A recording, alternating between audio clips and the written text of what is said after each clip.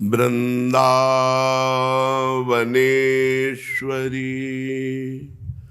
तवैव पदारविन्दम् प्रेमामृतैकमकरन्द रसौघपूर्णम्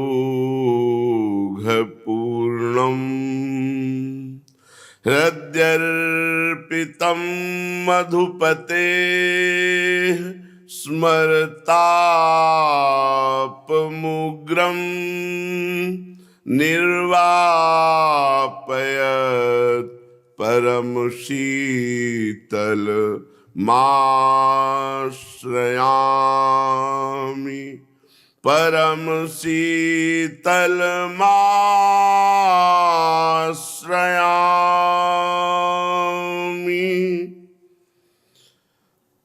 परम सच्चिदानंद घन प्रेमानंद स्वरूप नवनिभृत निकुंज महामहिम परम पावन श्री वृंदावन धाम।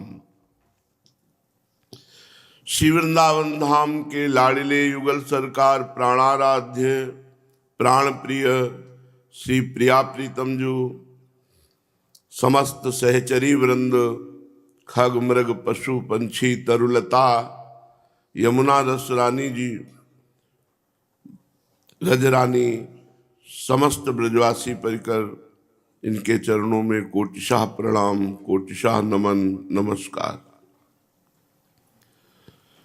श्री प्रियालाल के पावन धाम की निष्ठा न जाने कितने जन्मों से हम भटक रहे हैं, आज मिली है जाकर। धाम निष्ठा का तात्पर्य है भगवत प्राप्ति, सीधे समझो। एक है साधन पद्धति से चलते हुए मन और चित्त को भगवदाकार करके भगवत प्राप्ति। एक सुविधा भगवान ने भूमंडल में रखी है धामों की पुरियों की, कि अगर इनमें निष्ठापूर्वक वास किया जाए तो जो साधना से भगवत प्राप्ति में हो सकता है कि विलंब लगे या कई जन्म लग सकते हैं, लेकिन धाम में ऐसा संशय नहीं। अगर कोई महत अपराध बन जाए तो बहुत से बहुत एक जन्म और लगेगा, पर धाम निष्ठा वाले को धाम में ही जन्म होगा और फिर धाम में ही शरीर पूरा होकर श्री प्रिया प्रीतम की प्राप्ति हो जाएगी। बड़े सौभाग्य उदय हुए हैं जो हम लोगों को परम पावन महामहिम श्रीधाम वृंदावन का वासी कहलाने का सौभाग्य प्राप्त हुआ। श्रीपाद प्रबोधानंद जी महाराज कह रहे हैं, त्यक्त्वा धर्मं चार्थ कामो विमुक्ति मैषीं भक्तिं वात तत्साधनानि राधा कृष्णौ सेवितु केऽपि धन्या वृंदारण्यवासमा मृत्यु कुर्युः।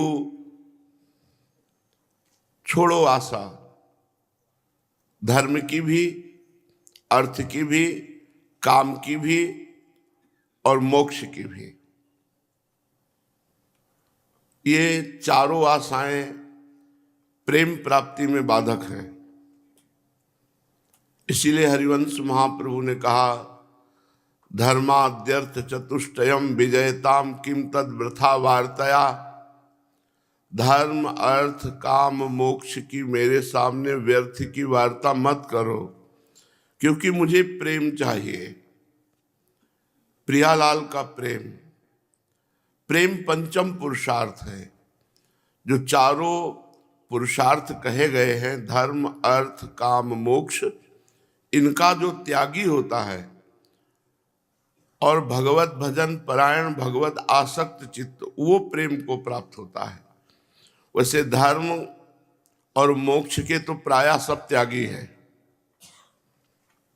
बिरला ही कोई धर्म से चलता है, नहीं तो धर्म त्यागी है।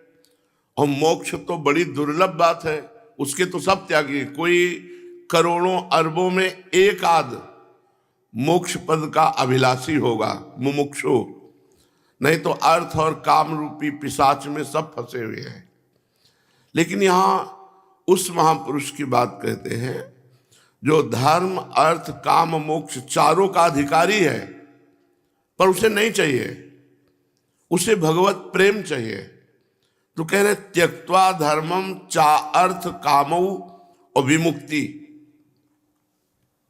त्यक्त्वा तो तब हो जब हमारे पास हो, मान लो हमारे पास 100 रुपए हैं, हमने 100 रुपए का त्याग किया तो वो माना जाएगा त्याग है। अब रुपए ही नहीं, हम बोले 1 अरब के त्यागी हैं 100 रुपया नहीं, तो ये उपहास ही तो होता है। तो हमारे अंदर धर्म संपूर्णतया, अर्थ की बाहुल्यता, कामनाओं की पूर्ति के पूरी सुविधाएं और मोक्ष की पूर्ण अभिलाषा और मोक्ष पद का अधिकार, ये सब प्राप्त होने पर भी हमें नहीं चाहिए। प्राप्त होने पर भी हमें नहीं चाहिए, हमें प्रेम चाहिए। उसे कहते 4 पुरुषार्थों का त्यागी। धर्म अर्थ काम मोक्ष मुझे नहीं चाहिए, ये बहुत बड़ी बात है, मतलब बहुत बड़ी बात है। लाखों में कोई एक भगवत मार्ग में चलना चाहता है। चलने वालों में मनोरंजन में फंस जाते हैं बहुत, कोई बिरला निकल पाता है। निकलने वालों में कोई बिरला प्रेमासक्त हो पाता है। जैसे रामचरितमानस में भगवती अम्बा जी भगवान शिव से कहती है, हजारों पुरुषों में, हजार में नहीं, हजारों पुरुषों में कोई एक धर्मात्मा होता है, हजारों धर्मात्माओं में कोई एक वैराग्यवान होता है, और लाखों वैराग्यवान में कोई एक ज्ञान को प्राप्त होता है, और हजारों ज्ञानियों में कोई एक जीवन मुक्त होता है, हजारों जीवन मुक्तों में कोई एक माया मद से रहित भगवान का प्रेमी महाभागवत होता है। बड़ी दुर्लभ बात है भगवत प्रेम। त्यक्त्वा धर्मम चार्थ कामो विमुक्ति मैशीम भक्तिम, और ईश्वर की भक्ति की भी कोई परवाह नहीं। जैसे हरिवंश महाप्रभु कहते हैं, धर्माद्यर्थ चतुष्टयम विजयताम किम तद वृथा वार्तया सैकांतेश्वर भक्ति योग पदवीम त्वारोपिता मूर्धनि। ईश्वर की एकांतिक भक्ति को भी हाथ जोड़कर प्रणाम करते हैं। ईश्वर शब्द से भगवान की भगवत्ता का महिमा है, और लाडली लाल की उपासना में भगवत्ता का विस्मरण है। मेरे प्राण प्यारे लाडली लाल, यहाँ भगवान लाडली लाल नहीं कहते, यहाँ भगवान राधा वल्लभ लाल नहीं कहते, भगवान बांके बिहारी नहीं कहते, यहाँ भगवान राधा रमन नहीं कहते, नहीं, श्री राधा रमन लाल जू, अत्यंत दुलार ऐश्वर्य का विस्मरण। ये निकुंज रस है वही प्रभु, पर इतनी आत्मीयता बढ़ गई है कि अखिल कोटि ब्रह्मांड नायक परात्पर ईश भगवान प्रियाजू की सहचरियों की चरण वंदना करते हैं प्यारी जू के सेवा सुख की प्राप्ति के लिए। अब ये बाहर के लोग बात नहीं जानेंगे, ये महल की बात है अंदर की। तो इसीलिए इतना महासुख है। सोचो, जो प्रभु प्रिया सेवा के लिए सहचरियों की चरण वंदना करते हैं, चाटुकारिता करते हैं, उन प्रभु के महारूप सौंदर्य लावण्य और ऐसी प्रियाजू का महाप्रेम महादुलार दासी वत्सला करे राधा, और ऐसे प्रियालाल को स्नान कराना, वस्त्र धारण कराना, सुंदर इत्र लगाना, अंगराग चंदन पत्रावली पुष्प आभूषण श्रृंगार भोग आरती चरण चापना शयन कराना, 8 पहर सेवा में मगन रहने का सौभाग्य। केवल दर्शन जिन जिन महापुरुषों को हुए भगवान के, तो उनकी दशा बदल गई। और इन्हीं प्रभु को जब हम अपने कर कमल से स्नान कराएंगे, प्रियालाल को अंग पोछेंगे, वस्त्र धारण कराएंगे, इनको आभूषण पहनाएंगे, चंदन लगाएंगे, पत्रावली करेंगे, भोग लगाएंगे, जल वारेंगे, आरती करेंगे, ये महासुख। इसलिए करें मुझे धर्म अर्थ काम मोक्ष नहीं चाहिए। कैसे पान की प्रसादी श्री जी देती है। एक दिन बड़े भाव में भरकर, वैसे तो पहले प्रियाजू को हमारे यहाँ भोग लगता है, पर लाडली जू के प्राण प्यारे प्रीतम है, तो लाडली जू ने पान की बीड़ी जब लाडली जू के मुख की तरफ की तो लाडली जू ने कर कमल पकड़ करके लालजू के मुख में पवाया। लुलित नव लवंगोदार कर्पूर पूरम प्रीतम मुख चंदोदीर्ण तांबुल खंडम। अब लालजू ने प्रियाजू के सुख के लिए थोड़ा तांबुल चबाया और लाडली जू के मुख कमल में प्रदान किया। प्रीतम के मुख से लाडली जू। अब लाडली जू देख रही थी जो सेवा में मगन दासी थी, वही सजनी जी को बुलाया इशारे से और अपने मुख कमल से कपोल पे कपोल मिलाकर वो पान प्रसादी सहचरी को दी। ये महासुख जिन लाडली जू का ध्यान बड़े बड़े ईश्वर कोटि के महापुरुष नहीं कर सकते, वो लाडली जू मुख में चबाए हुए पान के बीड़े को अपनी सहचरी के मुख से प्रदान कर रहे। लुलित नव लवंगोदार कर्पूर पूरम प्रीतम मुख चंदोदीर्ण तांबूल खंडम घन पुनक कपोला स्वादयंती मदासित पयतु किमपि वत्सला कर ही राधा। ऐसी दासी वत्सला श्री स्वामिनी जो ऐसे सुख प्रदान करती है, इसके आगे मोक्ष क्या है? करोड़ों मोक्ष सुख भी इसकी समानता नहीं कर सकते। अब कह रहे ईश्वर की भक्ति जो भगवान शब्द से उत्पत्तिम च विनाशम च भूतानामा गतिम गतिम वेति विद्याम अविद्यारम षष्ठारो भगवानिति, जो इस सृष्टि की उत्पत्ति करते हैं, विनाश करते हैं, इसका पालन करते हैं, जो विद्या अविद्या के स्वामी हैं, भूतों की गति और अगति का निर्णय करने वाले हैं, वही ईश्वर, वही भगवान है। श्री कृष्ण कोई और थोड़ी है। पर भगवत्ता में भाव आने पर फिर प्रेम नहीं रहता। जैसे थोड़ी भगवत्ता वात्सल्य में दिखा दी भगवान ने। जब मैया ने कहा तैने मिट्टी खाई है, दाऊ दादा भी कह रहे हैं, और छड़ी उठाई मुंह खोल, तो प्रभु ने मुंह खोला, अनंत ब्रह्मांड दिखा दिए। मैया कांप गई। अरे मेरी ये कैसी बुद्धि कि मैं अपने को नंद रानी समझती हूँ, ब्रज की अधिष्ठात्री मानती हूँ। अरे ये तो मेरी बुद्धि कैसी, ये तो परब्रह्म परमात्मा है। थोड़ी देर में ही वात्सल्य ने ईश्वर को कहा हमारा अधिकार है, और ईश्वर अंतर ध्यान हुआ। मैया बोल पड़ी, अरे ये तो मेरी निगुड़ी आंखों का दोष था, ये तो मेरा लाला है, और गोद में बैठा लिया। जहां ऐश्वर्य आता है वहां भाव दब जाता है। फिर माधुर्य रस, श्रृंगार रस, कांता भाव, यहां तो ऐश्वर्य में देखो ना, ऐश्वर्य दिखाया तो प्रेम में भंग हो गया, विकलता आ गई, भगवान अंतर ध्यान हो गए, यही तो ऐश्वर्य इनका है। लेकिन महामाधुर्य रस निकुंज में एक बार भी अंतर्ध्यान की कोई बात नहीं आती। तो इसलिए कह रहे हैं कि हमें ईश्वर की एकांतिक भक्ति को भी नमस्कार है, मुझे ऐसा नहीं चाहिए। मुझे वो माधुर्य महामाधुर्य, मेरे प्रियालाल, मेरे लाडली लाल, ये भगवान है, इसका भी विस्मरण, मेरे लाडली लाल। तो कह रहे विमुक्तिम और मैसीम भक्तिम वात, मुझे ईश्वर की भक्ति भी नहीं चाहिए। और बड़ी बात कह रहे हैं, ध्यान से सुनो, तत्साधनानी, भगवत प्राप्ति के मोक्ष के जो साधन वो भी मुझे नहीं चाहिए। बड़ी विचित्र बात कह रहे हैं श्रीपाद। धर्म नहीं चाहिए, अर्थ नहीं चाहिए, काम नहीं चाहिए, मोक्ष नहीं चाहिए, और हमें ईश्वर की भक्ति नहीं चाहिए, और मोक्ष प्राप्ति भगवत प्राप्ति के साधन भी नहीं चाहिए। हरिवंश महाप्रभु ने भी कहा, दुरादपास्य स्वजनान सुखमर्थ कोटिम सर्वेषु साधन वरेश चिरम निराशा। सब साधनाओं से चिरकाल तक नैराश्य को प्राप्त होकर के हम क्या, एकमात्र श्री किशोरी जी के चरण रज का आश्रय। यो वृंदावन सीम कश्चन घनाश्चर्या किशोरी मणिस तत्कंकर रसामृतादि परम चित्ते न में रोचते। जो वृंदावन की सीमा में विराजमान श्री राधा किशोरी हैं, इनके चरण की दासता सेवा के सिवा मुझे और कुछ अच्छा नहीं लगता। यहां श्रीपाद कह रहे हैं कि जो अर्थ धर्म काम मोक्ष का त्यागी, ईश्वर की भक्ति का त्यागी बड़ा विचित्र है, और सब साधनों का त्यागी, वो केवल श्री प्रिया प्रीतम की सेवा में अनुराग करने वाला, राधा कृष्णो सेवितुम कोपि धन्या, वो धन्य है जो आठों पहर राधा कृष्ण की सेवा में लगा है। श्यामा श्याम की सच्ची मानिए, सच्ची मानिए।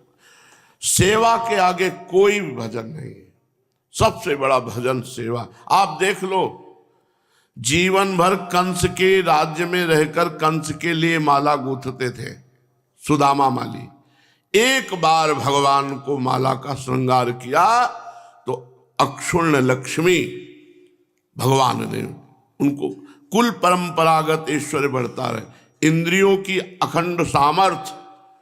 और भगवान ने सबसे बड़ी बात कही, मेरी अविरल प्रेम लक्षणा भक्ति और मेरे भक्तों में अनुराग, ये मैं तुम्हें प्रदान करता हूं। जिंदगी भर कंस के पोशाक सिलता रहा, एक बार भगवान के कपड़े सही नाप करके काट करके सिल करके भगवान को पहना दिया। भगवान ने क्या वरदान दिया आपने देखा, कुबड़ी 3 जगह से टेढ़ी। एक बार चंदन भगवान को लगाया तो सर्वांग सुंदरी बना दिया। आप रोज चंदन प्रसाद अपने लगाते हैं प्रभु का, आप रोज चंदन घिसते हैं प्रभु के लिए, आप रोज चंदन की पत्रावली करते हैं, आप प्रभु को प्रसाद पवा के प्रसाद पाते हैं, प्रभु को पोशाक पहनाते हैं, प्रभु को शयन कराते हैं। आपकी सदगति में कोई संशय? विचार करके देखिए, यदि आपको अब भी लगता है कि हमें कोई साधना, तो मतलब बुद्धि मारी गई है और कुछ नहीं। भजन का मतलब जानते हो क्या होता है? उठते बैठते चलते फिरते खाते पीते हर समय इष्टाकार वृत्ति रहना। तो हो आप किसके? श्री जी के। कर क्या रहे हो? श्री जी की सेवा। किसके लिए कर रहे हो? भगवत प्राप्ति के। हो गई। बीच में जो असाधन है उनको मत करो। जब भजन की प्रीति है तो बात कैसे तुम्हें सुहाती है? तुम्हें भरपेट भोजन कैसे अच्छा लगता है? तुम्हें चक्क नींद कैसे आती है?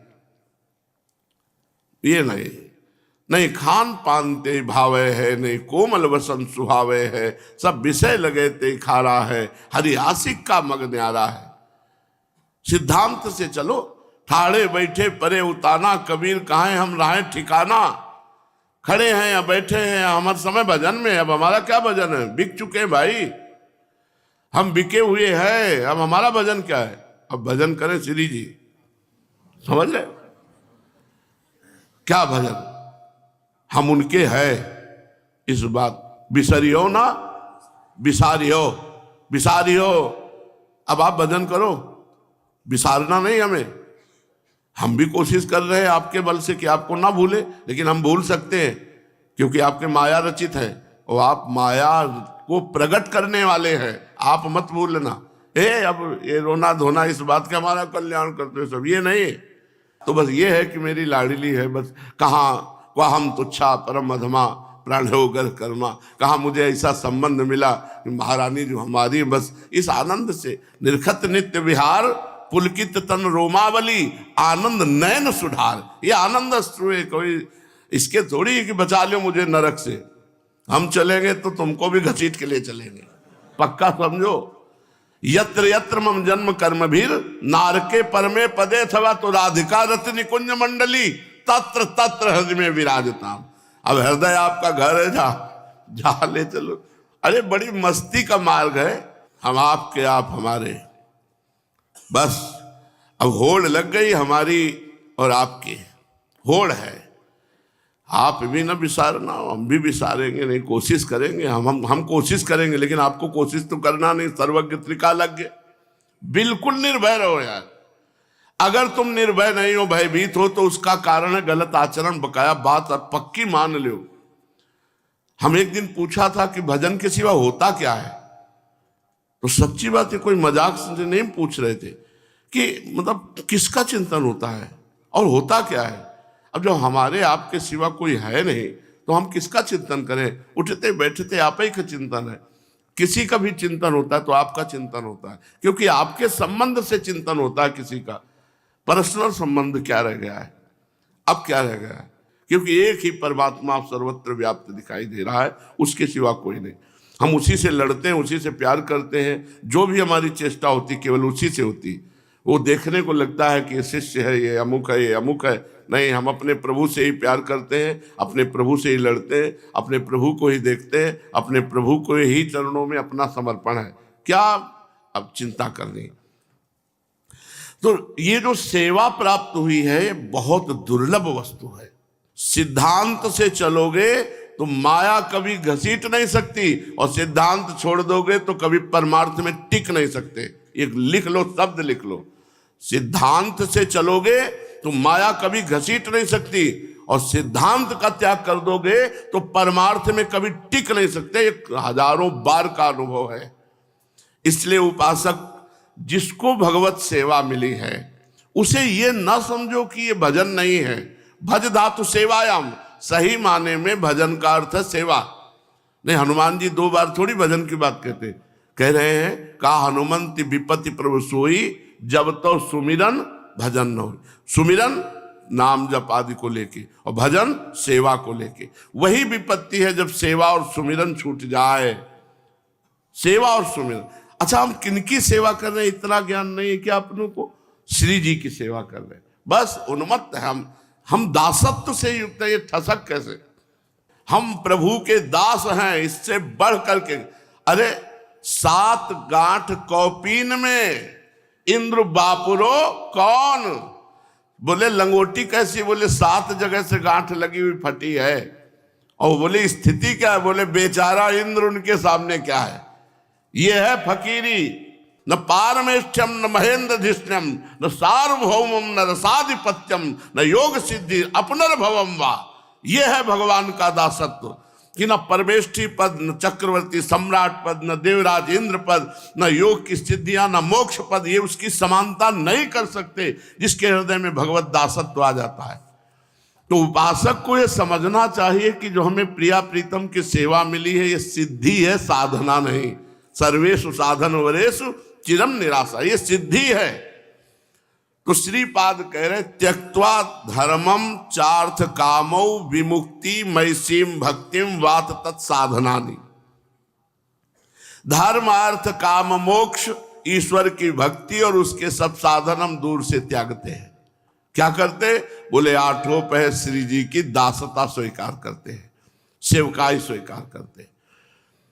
कई बार आपको बताया है कि साधन से भ्रष्ट होने वाले को फिर जन्म होगा, फिर साधना होगी, फिर चूक हो गई तो फिर जन्म होगा, फिर साधना होगी। जैसे साधन में चल रहे थे श्री भरत जी महाराज, चूक हुई, हिरण बने, फिर साधन हुआ, फिर ब्रह्मबोध हुए। लेकिन आपको हम बता रहे हैं सेवा में जो रहता है उससे अपराध बन जाए, चूक हो जाए या गलती ही गलती होती रहे तो भी उसका अगला जन्म नहीं होगा।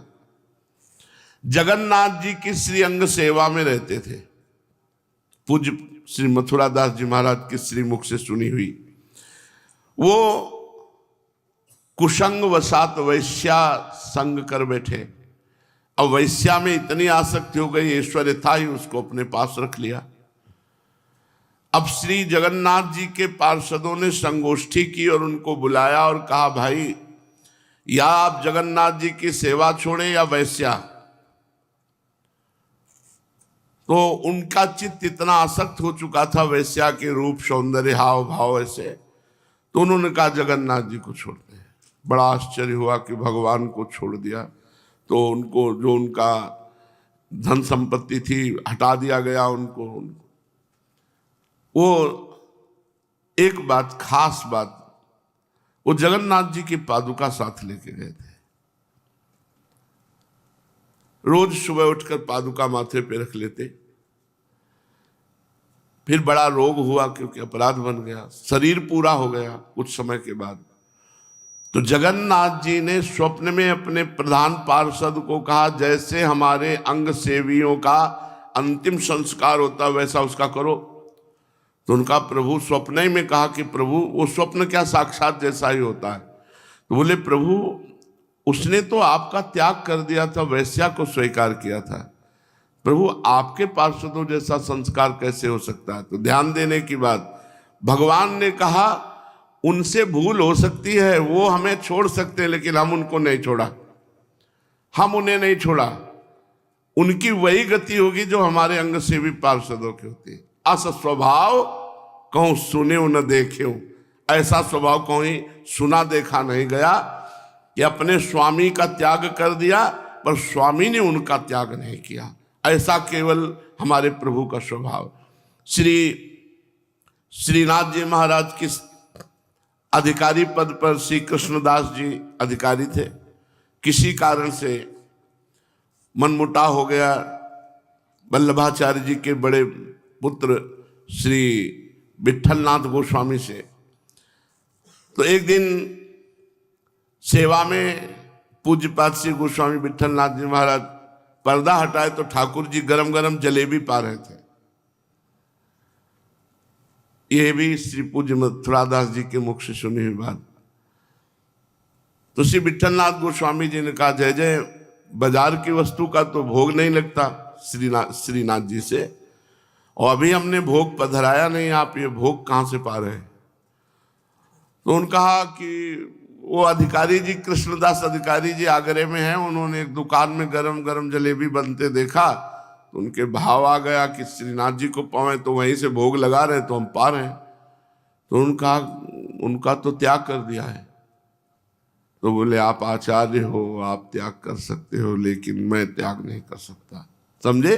श्रीनाथ जी ने कहा, आप गुरु हो, आचार्य हो, आप त्याग करने में समर्थ हो, लेकिन मैं त्याग नहीं कर सकता। एक बार जिसको मैं स्वीकार करता हूं वो कितना भी बड़ा अपराधी हो, मैं उसे त्याग नहीं करता। ये हमारे भगवान का स्वभाव है। सेवा से बढ़कर के, मतलब कागभूषुंडी जी का निज अनुभव, उन्होंने कहा, सेवक सेव्य भाव बिन भव न तरी उर्गाल। अगर आपका प्रभु के प्रति सेवक भाव नहीं बना तो बात नहीं बनेगी।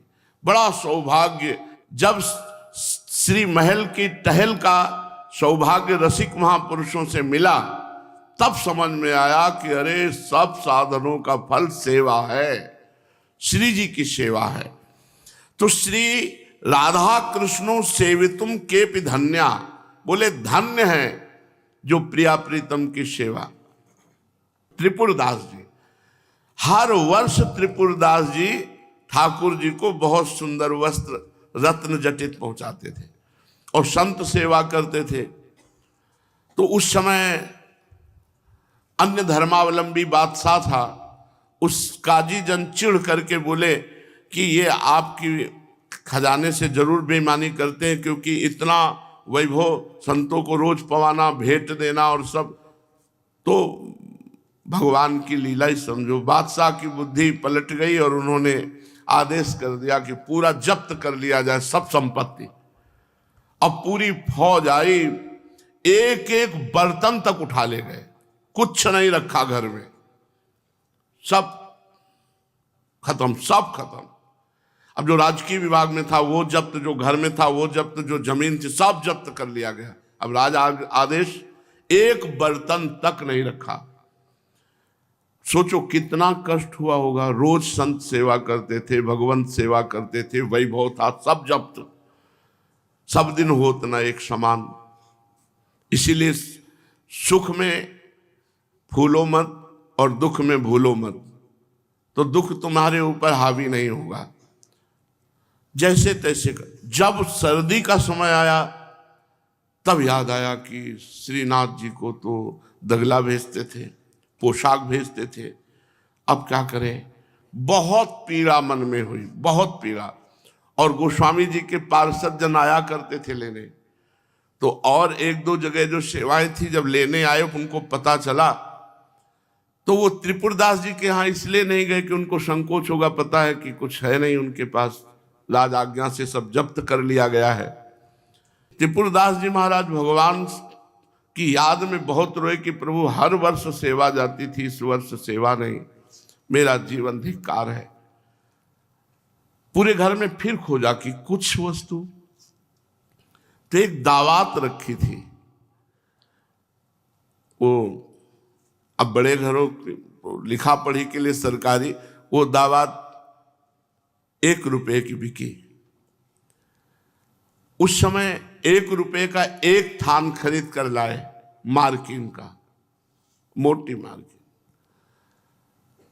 और लाल रंग से रंगा, मानो रो रो कर प्रभु से ही कह रहे हो कि प्रभु बस हृदय का अनुराग ही आपको भेज रहा हूं और तो हमारे पास क्या है।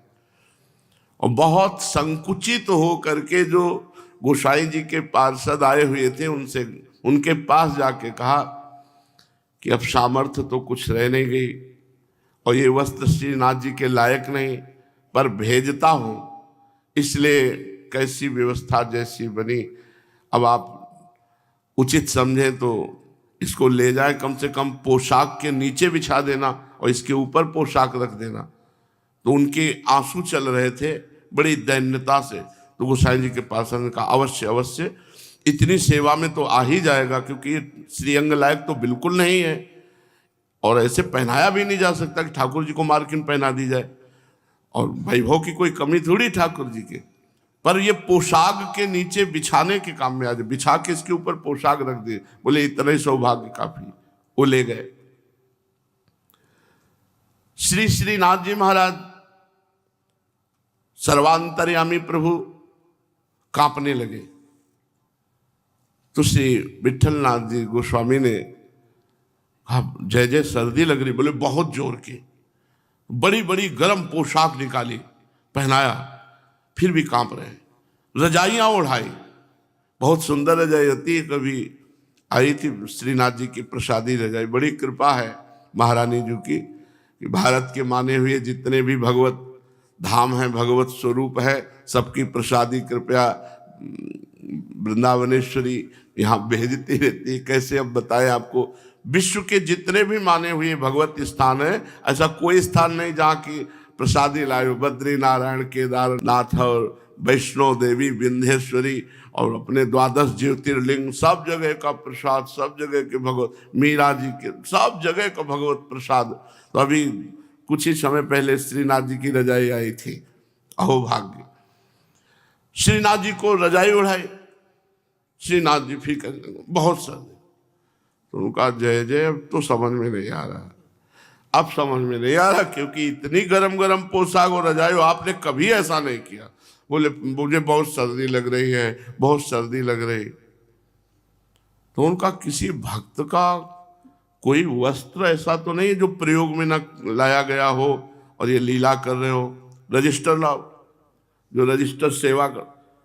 बोले त्रिपुरदास, और रजिस्टर में नहीं चढ़ाया गया था क्योंकि पहनाना नहीं है। तो बोले त्रिपुरदास जी का। तो सेवक ने कहा जय जय, आप तो जानते हैं राज आज्ञा से सब उनका जब्त हो गया। तो उन्होंने एक मार्किन भेजी है लाल रंग से रंग करके, और वो अरे बोले जल्दी पोशाक सिलो उसकी, इसीलिए इनको सर्दी। और मार्किन की पोशाक, बोले हाँ। बोले जय जय आपकी लीला।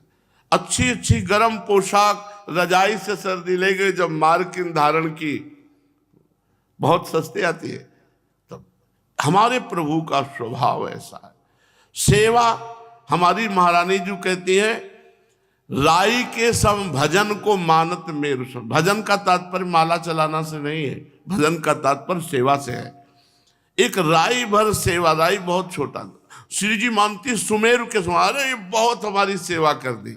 इसलिए अहो भाग्य जिनको श्री लाडली लाल की सेवा मिली है। श्रीपाद करें धर्म अर्थ काम मोक्ष, ईश्वर की भक्ति, भगवत प्राप्ति की साधनाएं, इन सबको हम नमस्कार करते हैं। बस केवल एकमात्र श्री राधा कृष्ण की सेवा, वृंदावन की रज रसिकों का संग। पूज्यपाद श्री उड़िया बाबा जी महाराज महापुरुषों के वचन समस्त संशयों का नाश करके भगवत प्राप्ति में बड़ी सहायता करते हैं। पूज्य बाबा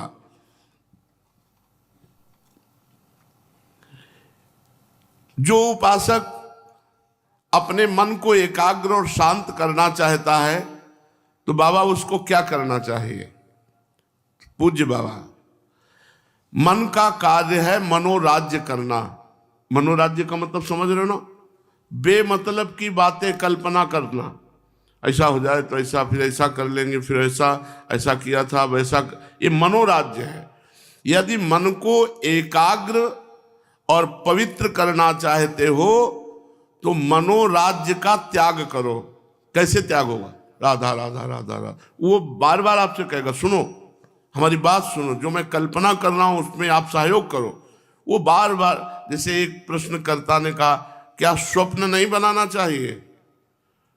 उनका स्वप्न तो स्वाभाविक मन में एकांत में जब शयन करते हैं तब आते, तो उनका शायद था कि मनोरथों को शायद वो स्वप्न कह रहे होंगे कि स्वप्न नहीं, अरे जागृत ही स्वप्न है, स्वप्न भी मिथ्या है, तो मनोरथ क्या करोगे। ये मनोराज्य ऐसे चलता रहता है, सबका चलता रहता है। इसी मनोराज्य को रोक दे वो भजन सेवा करते हुए, नाम जप करते हुए, वाणी पाठ करते।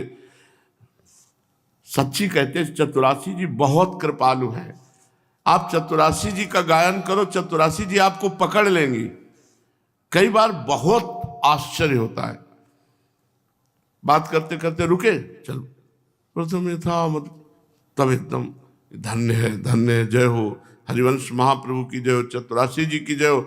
एक सेकंड भी खाली नहीं, अपने आप चल पड़ते, पद चल। मनोराज्य की जगह नहीं रह जाती, मनोराज्य की जगह नहीं रह जाती। नाम पकड़ो, वाणी पकड़ो, सेवक शरण सदा रहे, अनत नहीं विश्राम, कह वाणी हरिवंश की, कह हरिवंश ही नाम। मनोराज्य नष्ट करना है तो दो बातें पकड़ लो, नाम जप और चतुरासी जी के 10 ही पद याद कर लो, उन्हीं को बार बार गुनगुनाओ। ना 10 आते होंगे तो 2-3 तो सबको आते हैं। 3 आज नीकी बनी श्री राधिका नागरी, बनी श्री राधा मोहन जी की जोरी, और आज नागरी किशोर भावती विचित्र जोर, ये आती होंगी, क्योंकि आरती तो करते ही होगे। अब आरती ना करते हो तो फिर बात अलग है। अगर एक बार भी आरती करते होगे तो धूप और श्रृंगार दो में 3 पद हैं।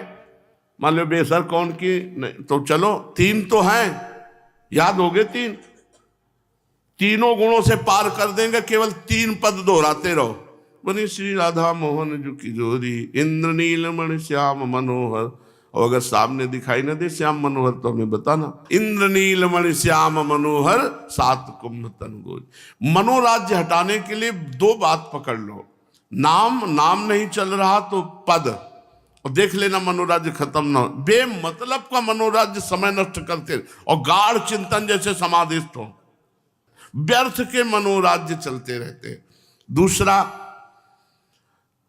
अब अगर पद चलाना है और नाम जप करना है तो 2 बातें बाबा कह रहे हैं, मौन या मित भाषण।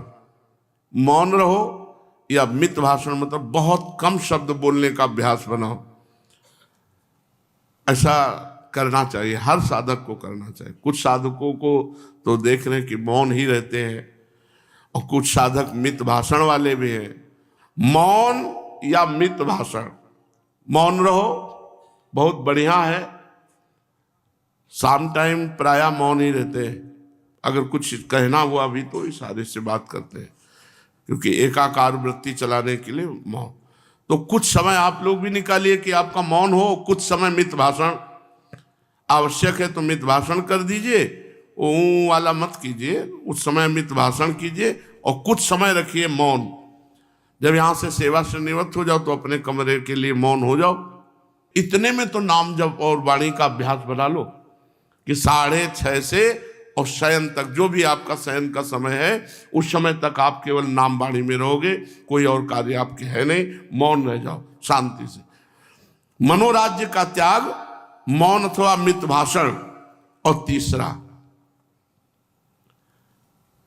बहुत कठिन बात, ये प्रायः भगवान भी इसी बात को कहते रहते हैं, काम संबंधी हर चेष्टा का त्याग। काम संबंधी वार्ता नहीं, काम संबंधी दृश्य नहीं, काम संबंधी संकल्प नहीं, काम संबंधी चेष्टा नहीं। अगर मन को निर्मल और शांत और भगवदाकार करना है, चाहे गृहस्थ भक्त हो चाहे विरक्त भक्त हो, आपको संतानोत्पत्ति के लिए शास्त्र आज्ञा करता है, अन्यथा आपका भी उद्देश्य भगवत प्राप्ति ही है, माया प्रपंच में फंसना नहीं है। मानव जीवन साधन धाम मोक्ष कर द्वारा, पाए न जे परलोक सम्हारा। इस पर ध्यान दीजिए। और दिन भर तो चाहे कट जाए, पर जब शयन करने रात्रि का जाओगे, उस समय बहुत सावधानी की जरूरत है। जहां एकांत हुए, मध्याह्न में विश्राम के समय या रात्रि में एकांत के समय, फिर आपका मन जो है वो इसी चेष्टा में जाएगा। इसीलिए बाबा बहुत सिद्ध महापुरुष है, वो काम चेष्टा, काम चिंतन, काम दृश्य, काम संकल्प विकल्प, इसका त्याग कर दिया जाए। चौथा, कुछ समय एकदम एकांत रहने वाला स्वभाव बनाया जाए। सोने के अलावा, शयन के समय तो सब एकांत ही रहते हैं, जब सो गए तो क्या एकांत हो, चाहे समाज में हो। जागृत अवस्था में एकांत। अब ये एकांत का तात्पर्य अकेले बैठना नहीं है, कमरा बंद करके अकेले बैठ करके प्रपंच चिंतन कर रहे तो एकांत नहीं है। एकांत का तात्पर्य एक प्रभु के सिवा और सब खत्म।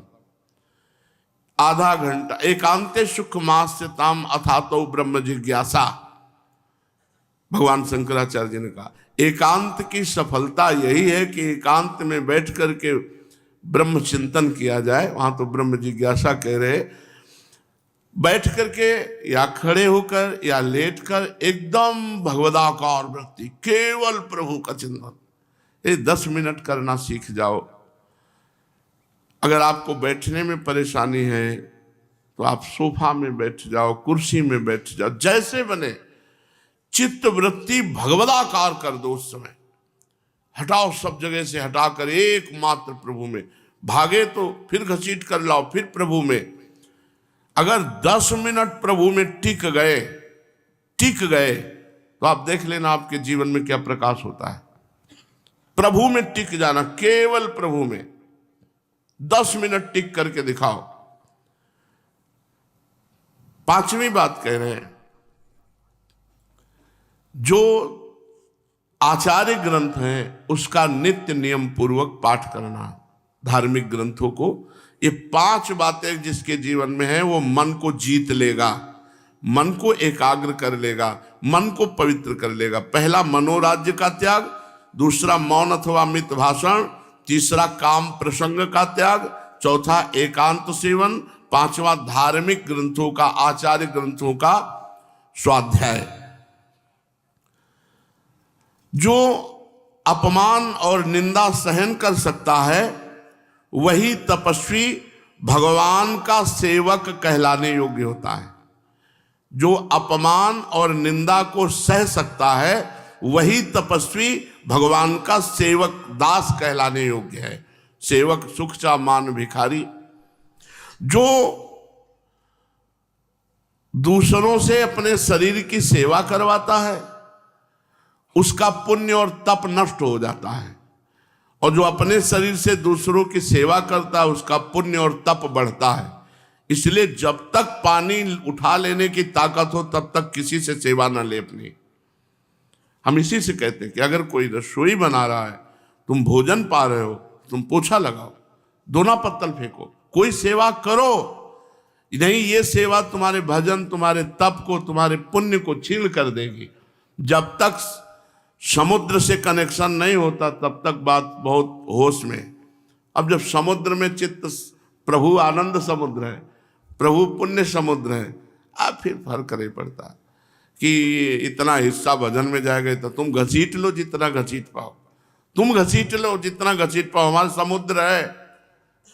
बोले एक बार प्रणाम कोई कर दे तो भजन का इतना हिस्सा चला जाता है, भोजन का इतना हिस्सा चला जाता है, वस्त्र देने वाले का इतना हिस्सा चला जाता है। कब तक? जब तक भगवदाकार वृत्ति नहीं हो। जहां भगवदाकार, भगवत साक्षात्कार हुआ, अब तस्मित् तज्जने भेदा भावान, भक्त और भगवान में अभेद स्थिति होती, अब वहां कोई फर्क नहीं पड़ता। तो जब तक भगवत साक्षात्कार ना हो तब तक किसी से शरीर सेवा ना लो, बीमारी के अलावा। अगर बीमार हो गए तो बात अलग है, अपनी कोई भी सेवा, शरीर सेवा ना लो। अब अगर आप भोजन पाते हैं तो आपको सेवा ऐसी करनी चाहिए जिससे आपका तप, आपका भजन सुरक्षित रहे। क्योंकि अगर आप सेवा नहीं करते तो आपके भजन का हिस्सा उनको मिलेगा जो भोजन बना रहे हैं, क्योंकि वो फ्री नहीं बना रहे, वो भी साधक है, भजन कर रहे हैं और बना रहे हो। अगर आप पा रहे हो, बड़ी मस्ती से रह रहे हो, नहीं, ये प्रकृति की बिजली है, ये प्रकृति की सब वस्तु, फिर टैक्स है सबका। भगवान की प्राप्ति जब तक नहीं हो जाती तब तक टैक्स भरना पड़ेगा। इसलिए बहुत, एक चुल्लू भी पानी बर्बाद नहीं करना। अगर हमें एक गिलास जरूरत है तो एक गिलास से ही काम चलाएंगे, ऐसा नहीं कि पूरी टोटी खोल दी और मनमानी गीजर चल रहे, मनमानी पानी चल रहा, मनमानी बिजली चल रही। ये मत समझो कोई नहीं देख रहा हो, एक एक बूंद का तुम्हें टैक्स देना पड़ेगा। उतने ही प्रकृति का भोग करो जितने से जीवन चल जाए, और खूब भजन करके भगवत प्राप्ति कर लो, फिर भगवान की जैसी इच्छा, फिर जैसी इच्छा। अभी अपने सावधानी से चलो। सेवा करने वाले को लाभ ही लाभ है, सेवा कराने वाले को घाटा ही घाटा है। इसलिए जो कोई सेवा करता है वो महान तप रूपी धन से परिपूर्ण हो जाता है। सबकी सेवा। अरे देहाभिमान नष्ट करना हो तो जिनके जूते उतरे हुए वहां चुपचाप खड़े हो गए, कपड़ा लेके सबके जूते साफ कर रहे। ये मत सोचो ये गृहस्थ है, सबके हृदय मंदिर में भगवान है। ये करने का सौभाग्य मिल जाए तो बहुत कृपा हो जाए। कहीं की नाली साफ कर दी, कहीं सोहनी लगा दी, देहाभिमान नष्ट हो जाएगा। देहाभिमान नष्ट करने के लिए यही सेवाएं हैं, और सेवाएं तो चंवर डुला रहे हो। अगर देहाभिमान है तो श्री जी को चंवर नहीं डुला रहे, 4 लोग हमें देख रहे कि चंवर डुला रहे हैं, लेकिन जब नाली साफ कर रहे हैं तब 4 लोग देख रहे हैं, ये भाव नहीं आएगा हे भगवान हम पर कृपा करो, वो बहुत दैन्यता आ जाएगी। ये इसीलिए सेवा जरूरी। कभी कभी खड़े हो जाना चाहिए जहाँ सबकी पादुकाएं उतरी, एक कपड़ा ले ले, सबकी पादुकाएं साफ। वो सब सत्संग में बैठे हैं, उधर पादुकाएं सब, कोई जाना भी नहीं, और इसके बाद वही कपड़ा माथे पे रख के और जल रख कर, जल से उसको धो के सबका चरना। देखो अभी हृदय में प्रेम आता है कि नहीं। तो सेवा करने से लाभ ही लाभ है, ढूंढना चाहिए सेवा। सबकी जूठन उठाने का सौभाग्य मिले, सब संतों का जूठन का किनका मिले, ये सब दैन्यता के भाव है। बड़ा कठिन है दैन्यता आना, बड़ा कठिन है। इसीलिए सबको कृपा मिले, इसीलिए यहाँ वृंदावन के सोहनी सेवा वालों को निमंत्रण दिया गया, सबके चरण धो, और सबको बताया था कि होश में किसी भी तरह का अपराध नहीं बनना चाहिए। इनको ऐसे देखो कि जैसे साक्षात भगवान पधार रहे हैं, और भगवत कृपा से ऐसा ही हुआ था। और उनका जब चरणामृत पिया तो आपको कैसे बताएं, एक अद्भुत आनंद, एक अद्भुत आनंद। क्योंकि सबसे बड़ी दैन्यता की बात यह है कि वो हमारे वृंदावन की सेवा करते हैं, और वो सेवा करते हैं जहाँ कोई सेवा नहीं कर सकता। सच्ची मानिए, दैन्यता लाने के लिए, अहंकार का नाश करने के लिए कहीं भी आप सोनी लगाओ, कहीं भी आप नाली साफ कर दो, किसी की पादुकाएं साफ कर दो। श्री गुरुद्वारे जी में तो हमें लगता है ये सेवा बड़े बड़ों को दी जाती है, जोरी सेवा, पादुका सेवा ये बड़े बड़ों को दी जाती है। और जाते हैं जो गुरुद्वारे में उतरे हुए पादुकाएं होती हैं उनको साफ करते हैं। सेवा करने से लाभ ही लाभ है, बहुत बढ़िया बात है। अहंकार नष्ट होता है इससे, बहुत बढ़िया बात है, बहुत बढ़िया बात है। भगवान कृपा करें और दैन्यता आ जाए। पूज्यपाद बाबा कहते हैं 7 जगह मौन रहना चाहिए। जब माला कर रहे हो तब मौन रहना चाहिए, और जब भोजन कर रहे हो तो मौन रहना चाहिए, और शौचालय में हो तब मौन रहना चाहिए। अब आजकल के नए बच्चे जानते नहीं तो शौचालय में मोबाइल ले जाते हैं।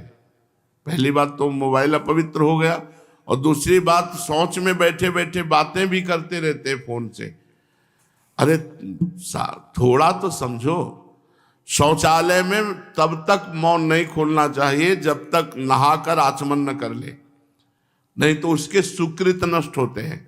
तब सुकृत रह ही नहीं गए तो नष्ट क्या होंगे, रह ही नहीं गए, बुद्धि ही भ्रष्ट होती चली जा रही है। शौच में बैठे बैठे फोन से बात करते हैं, शौच में बैठे बैठे पेपर पढ़ लेते हैं। अरे कम से कम वहां तो राधा राधा मन में जप लो, वहां तो एकांत में भगवत स्मरण कर लो, बहुत बढ़िया एकांत है। वो पेपर पढ़ रहे हैं, वो मोबाइल लेके जा रहे हैं। हमें लगता है नए बच्चे तो प्रायः लेके जाते होंगे, क्योंकि 1-2 बच्चों से पता चला तो ऐसे लगता है कि प्रायः लेके जाते हो। शौच के समय ये साधना है, उतने ही वस्त्र धारण करो जितने प्रक्षालन करना है, और बैठ करके भगवत चिंतन करते शौच हो। फिर दाहिने हाथ से बाएं रज में, मतलब कम से कम 3 बार तो रज से धो लो हाथ, फिर दोनों हाथ 2 बार कम से कम रज से, फिर आचमन जाकर के जब नहा धो के तब बात करो।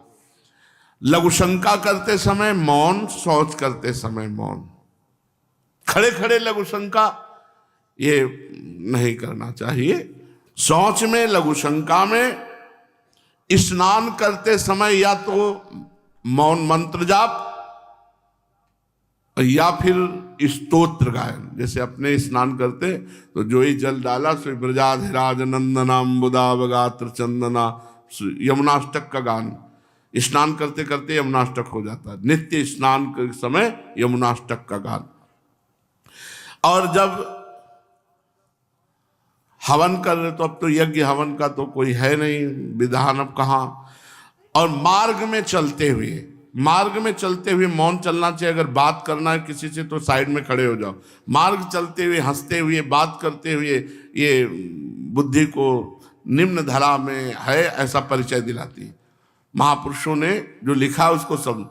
भोजन करते समय बात नहीं, नाम जप करते हुए भजन करो, माला पूरा हो जाए तभी बात करो, माला छोड़ के बात नहीं करनी। और शौच में बात नहीं करनी, मौन रहना है। लघु शंका करते समय जब तक आचमन न कर लो, फिर स्नान करते समय मौन या कोई स्तोत्र। और यज्ञ हवन लिखा हुआ है तो उस समय तो अब। और 7वां मार्ग में चलते हुए, ये 7 बातें। मन को एकाग्र और निर्मल करने के लिए 4 बातें: मनोराज्य का त्याग, मौन अथवा मित भाषण, काम प्रसंग का त्याग, एकांत और धार्मिक ग्रंथों का स्वाध्याय। पूज्य पाद उड़िया बाबा जी महाराज ऐसे सिद्ध महापुरुष हुए कि जो भक्ति, ज्ञान, वैराग्य तीनों साधनों को ऐसी पुष्टता से किया है कि ब्रह्मबोध और भगवत प्रेम दोनों में समाहित एक भी शब्द ऐसा आज तक नहीं मिला जिसमें संशय हुआ हो। इसलिए महापुरुषों के वचनों को धारण करो। और आज के सत्संग में बाबा के वचनों को एक खास बात दी गई है कि 6:30 बजे से शयन तक मौन।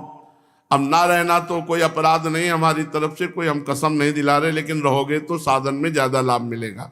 चलते हैं श्रीमद् भागवत महापुराण। भगवान श्री कृष्णचंद्र जी ने कंस के धोबी को परम पद दिया, सुदामा माली को बहुत से मंगलमय आशीर्वाद दिए, दर्जी को बहुत से मंगलमय आशीर्वाद दिए और कुब्जा को सुंदर किया। फिर जाकर धनुष यज्ञ में जो धनुष रखा हुआ था उसको भंग किया। तो सैनिक जो रक्षा वाले थे, एक बलराम जी ने टुकड़ा धनुष का ले लिया, एक श्री कृष्णचंद्र जी ने उनको मार डाला। जब कंस ने सुना तो और बलवान सैनिक भेजे, उनको भी भगवान ने मार डाला। जब कंस ने सुना कि श्री कृष्ण और बलराम ने धनुष तोड़ डाला, रक्षकों तथा उनकी सहायता के लिए भेजी हुई सेना को संहार कर डाला, और ये सब खेल खेल में कोई कठिनाई नहीं उठानी पड़ी, तो कंस भयभीत हो गया। उसको उस रात नींद नहीं आई। जागृत अवस्था में वो ऐसे अपशकुन देखने लगा जो अपशकुन बताते थे कि मृत्यु तेरी निश्चित है। जागृत अवस्था में देखा कि दर्पण या जल में उसका प्रतिबिंब नहीं पड़ रहा। ऐसे दर्पण में देखे तो प्रतिबिंब नहीं पड़ रहा, जल में देखे तो प्रतिबिंब नहीं पड़ रहा।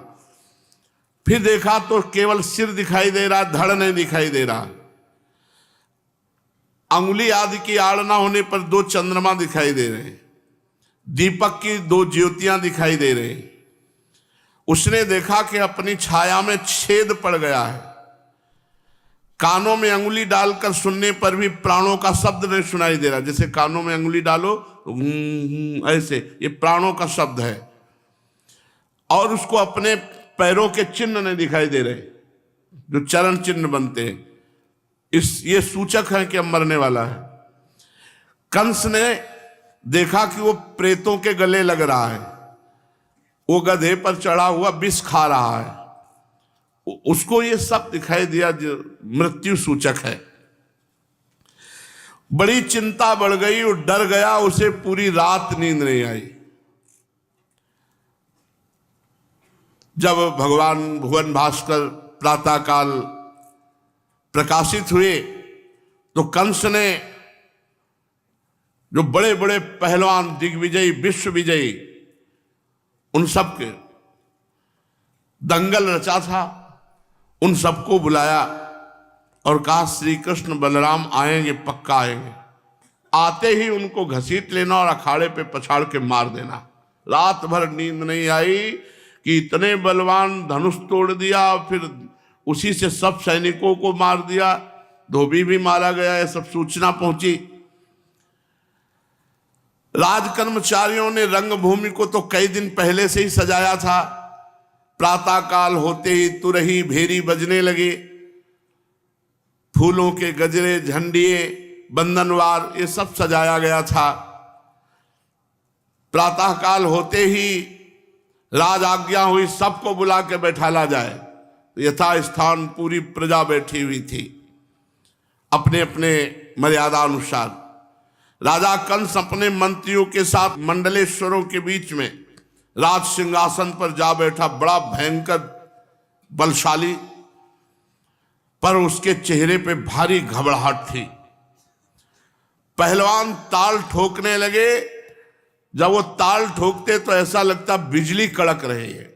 चाणूर, मुष्टिक, कूट, सल, तोशल, ये विश्व विजयी पहलवान अखाड़े में आ करके अब कंस ने अपने सैनिकों को और निज मंत्री को भेजा, जाओ नंद बाबा को बुला के लाओ परिकर सहित, और उनका बड़ा आदर करना जिससे वो जान न पावे। जाके बड़ा आदर करके नंद बाबा को बुलाया गया, एक मंच पे बैठाला गया। काम क्रोध आदि महान शत्रुओं को पराजित करने वाले भगवान श्री कृष्णचंद्र जी, ये क्या है? काम क्रोध आदि महान शत्रुओं को पराजित करने वाले श्री कृष्ण और बलराम जी प्रातः काल स्नान आदि से निवृत्त होकर के चंदन अंगराग वस्त्राभूषण धारण किए और रंगभूमि देखने के लिए चल पड़े। बाबा को पहले ही बुला लिया गया था। भगवान श्री कृष्ण रंगभूमि के दरवाजे पे पहुंचते तो 60,000 हाथियों का बल रखने वाला कोलिया पेड़ हाथी महावत ने भारी अंकुश से प्रहार किया और दौड़ाया भगवान श्री कृष्ण की तरफ, क्योंकि कंस का आदेश था दरवाजे पे आते ही मार डाला जाए।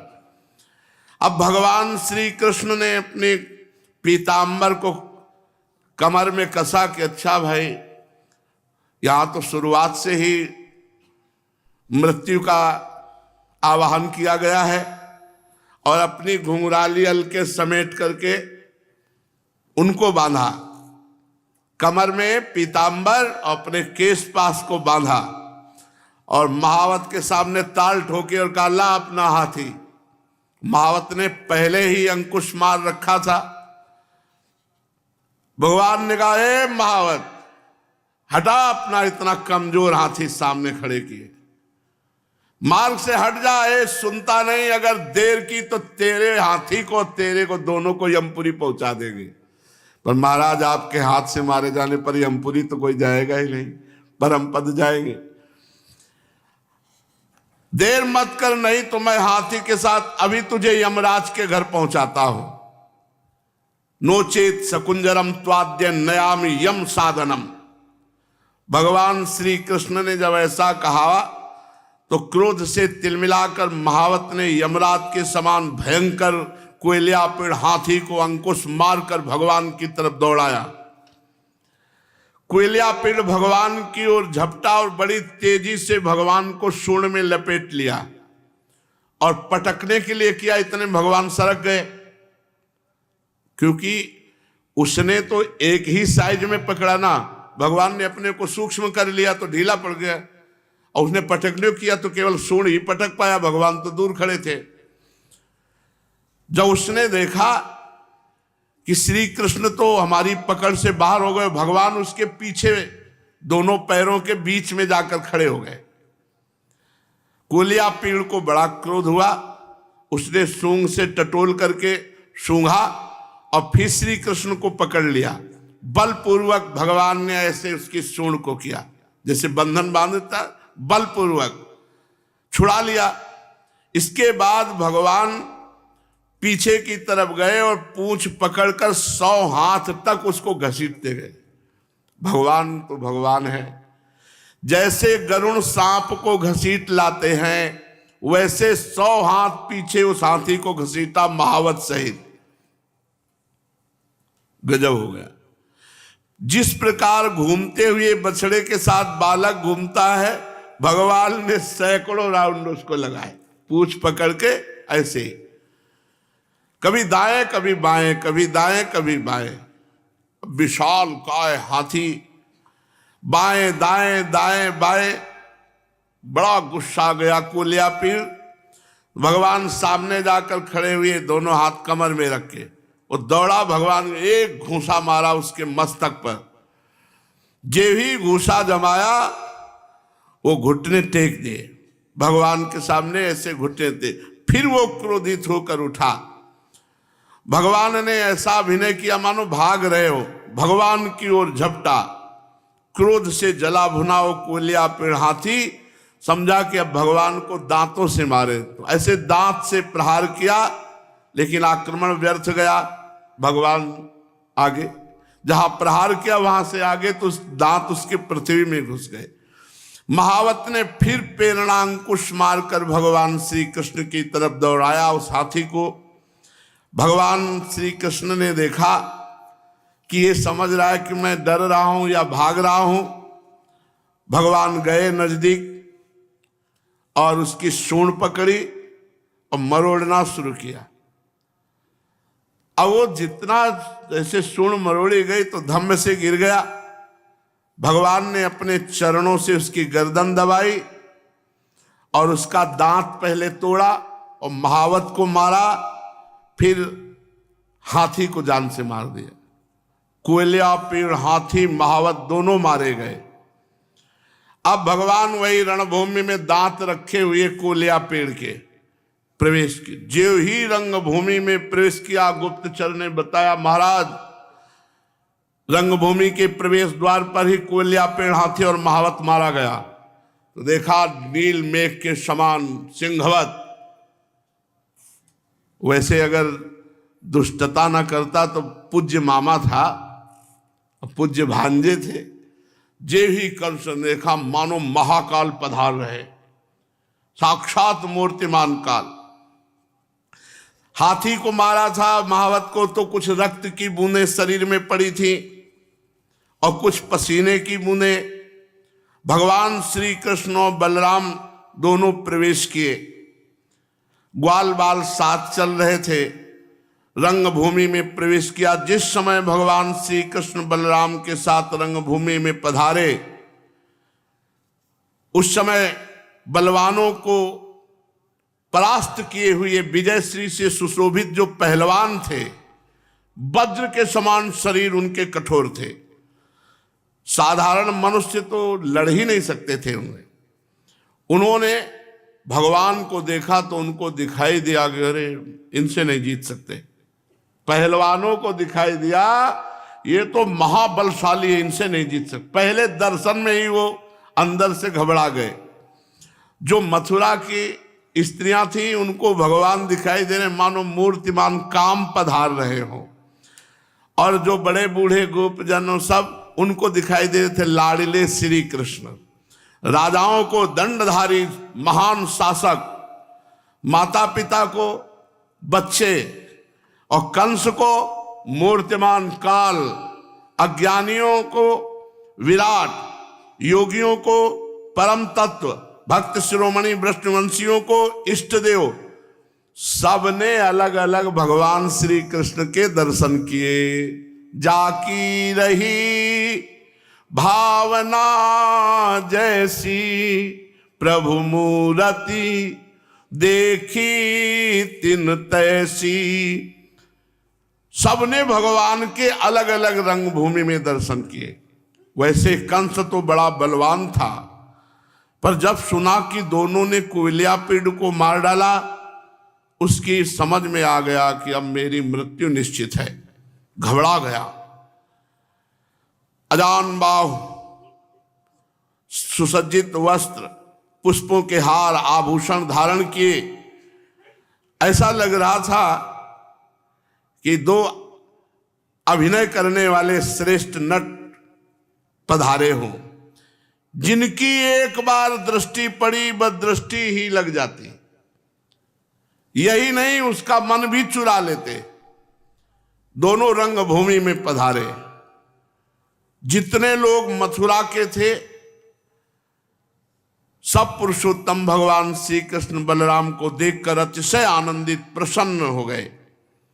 सबका मुख कमल खिल गया, उत्कंठा से भर गया और सब जोर से बोल पड़े, जय हो जय हो। कंस जो है घबरा रहा है, मथुरावासी जय हो कह रहे। परीक्षित भगवान श्री कृष्णचंद्र की मुख माधुरी का पान करते करते कोई भी तृप्त नहीं हो रहा है। सब ऐसे देख रहे हैं मानो नेत्रों से पी जाएंगे, जिह्वा से चाट रहे हैं, नासिका से सूंघ रहे हैं, भुजाओं से आलिंगन कर रहे हैं। भगवान का सौंदर्य, गुण, माधुर्य ये सबको निर्भय कर रहा है। सब आपस में बात, ये वही श्री कृष्ण है जिन्होंने अघासुर को मारा। कोई कह रहा है ये वही श्री कृष्ण है, अरे ये 6 दिन के थे तब पूतना को मारा। कोई कहता है अरे ये वही हैं जो 7 दिन रात गिरिराज जी को धारण किए रहे। जो बड़े बूढ़े ज्ञानी जन थे वो कहते अरे कोई साधारण थोड़ी है, ये तो नारायण है साक्षात, वसुदेव जी के घर इनका अवतार हुआ है। ऐसे सब वार्ता हो रही। कोई कहता अंगुली दिखा, ये जो सांवले सांवले है ना, ये देवकी के गर्भ से उत्पन्न हुए, देवकी के गर्भ से। हमें पता है जन्म लेते ही वसुदेव जी ने इन्हें गोकुल में पहुंचा दिया था। इतने दिनों तक वे वहां छिप कर रहे नंद बाबा के घर में। इन्होंने ही पूतना, तृणावर्त, शंखचूड़, केशी, धेनुकासुर और भी दुष्ट दैत्यों का वध किया, यमलार्जुन का उद्धार किया। इन्होंने ही गौ और ग्वालों को दावानल की ज्वाला से बचाया, काली नाग के दमन और इंद्र का मान मर्दन इन्होंने ही किया। इन्होंने 7 दिनों तक एक ही हाथ पर गिरिराज गोवर्धन को उठाए रखा। उसके द्वारा आंधी पानी तथा वज्रपात से समस्त ब्रजवासियों को बचाया। गोपियां इनकी मंद मंद मुस्कान, मधुर चितवन, सर्वदा एक रस प्रसन्न रहने वाले मुखारविंद के दर्शन से आनंदित रहती थी। अनायास ही सब प्रकार के तापों से वो मुक्त हो जाता है जो इनके दर्शन पा लेता है। कहते हैं ये यदुवंश की रक्षा के लिए अवतार धारण किए हैं। ये विख्यात वंश इनके द्वारा महान समृद्धि, यश और गौरव को प्राप्त करेगा। ये दूसरे जो श्याम सुंदर के पार्श्व में खड़े कमल नयन श्री बलराम जी हैं। किसी किसी के मुंह से सुना है इन्होंने प्रलंबासुर, वत्सासुर, बकासुर आदि को मारा है। जिस समय मथुरावासी ऐसी चर्चा कर रहे थे, अखाड़े में तुरही बाजे बजने लगे। कंस ने इशारा किया अपने पहलवानों को, मार डालो इनको। चाणूर भगवान श्री कृष्ण बलराम को संबोधन करके कहा, नंदनंदन और बलराम जी तुम दोनों वीरों के आदरणीय हो। महाराज हमने सुना है बहुत बलशाली हो, आओ जरा 2-2 हाथ हो जाए। देखो प्रजा मन वचन कर्म से राजा का प्रिय कार्य करती है। अर्थात कंस की इच्छा है कि हमारा तुम्हारा द्वंद्व युद्ध हो। आओ हम तुम मिलकर के कुश्ती लड़े और महाराज कंस को प्रसन्न करें। राजा प्रसन्न तो संपूर्ण प्रजा प्रसन्न। भगवान श्री कृष्ण तो चाहते थे कि 2-2 हाथ हो।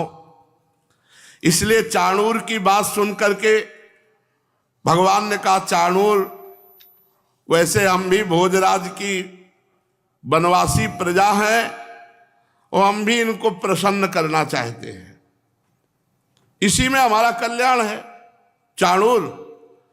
किंतु हम तो बालक हैं, तुम तो पहाड़ के समान बड़े बलवान पहलवान हो, इसलिए हम लड़ेंगे पर अपने ब्रजवासी बालकों से। तुमसे कौन लड़े, इतने बड़े तुम पहलवान हो। कुश्ती समान बल वालों के साथ होनी चाहिए, जिससे देखने वालों को अन्याय का पाप ना लगे।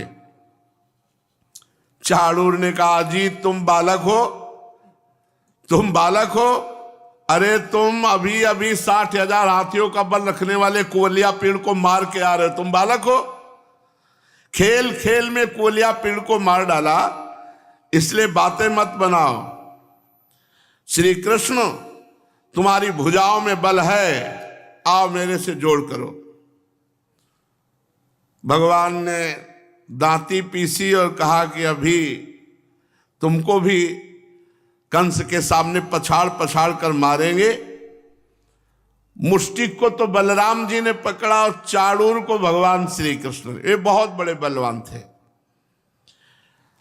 अब कुश्ती लड़ने लगे, जैसे हाथों से हाथ पकड़कर कुश्ती लड़ी जाती है, उसके पैकड़े होते हैं। पंजे से पंजे, घुटनों से घुटने, माथे से माथा, छाती से छाती भिड़ाकर एक दूसरे पर चोट करने लगे। इस प्रकार दांव पेच करते करते जोड़ीदार को, जैसे बलराम जी ने मुष्टिक को और भगवान श्री कृष्ण ने चाणूर को, ऐसे खेलते रहे भगवान। छोड़ना, पीछे हटना, एक दूसरे को ढकेलना, रोकना, प्रहार करना। दंगल के देखने वाले जितने भी लोग थे सब कह रहे थे ये अनर्थ है, ये नहीं होना चाहिए।